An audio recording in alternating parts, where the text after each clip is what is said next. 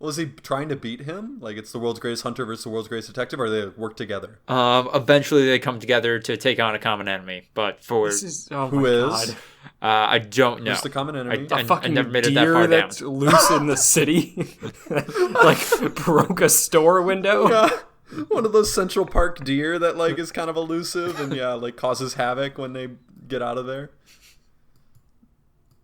God, that must be fucking wild from that deer's perspective. Yeah, that deer had, like, hundreds of millions of years of evolution, and then it's just like, what the fuck is happening right now? I have instincts, and they don't know what's happening. Yeah. My instincts didn't prepare me for this. If you believe that, like, God is creating every single living animal, God did not fucking prepare those deer for living in the city. Like, all right, so deer. All right, I kind of made you in a big batch. Fucking, you eat some berries. You run at the first sign of trouble. Unless there's, like, these two bright lights aiming at you, then you just stand stark still and don't move. All right, talk to you guys. See you in 10 years or so, like, depending on how well you do. And then they get to the real world and they're like, what the fuck? God, what did you do? 9th grade deer orientation didn't prepare me for this. 9th grade deer orientation. 9th grade, they're still... It's like how dysfunctional the United States sex ed program is. Like, they're telling you, like, well, the easiest way to cross a road is to not cross it, so... No. It's the easiest way not to get hit by a car is to never cross the road, except life is built where you, like, have to cross the road and you want to really bad. Yeah. Everything and then they're like, I don't know how to not get hit by cars. And they're like, well, you know, it's just common sense that you go to the crosswalk and wait for the light to change. Like, they never told me that.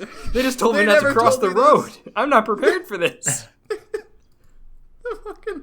The fucking teachers, they're doing demonstrations. This is what happened to deer that crossed the road. It's just fucking splattered, like, guts and everything. They're not telling them anything about how to do it safely. They're literally just like, no, fucking don't do it, idiots. And then the deer are like, but I really want to cross that road. Like, something deep inside of me is telling me cross the road. Like, what do you want from me? Also, guys, I know... Meanwhile, like, thousands of kids are crossing the road every day, but, like, the teachers just pretend that it's not happening. Like, kids don't cross roads. Yeah. They don't have to. And if they do cross roads, it's because you told them how to do it safely. And they're like, yeah, but isn't that a good thing? Like, no. It's dangerous. It's bad.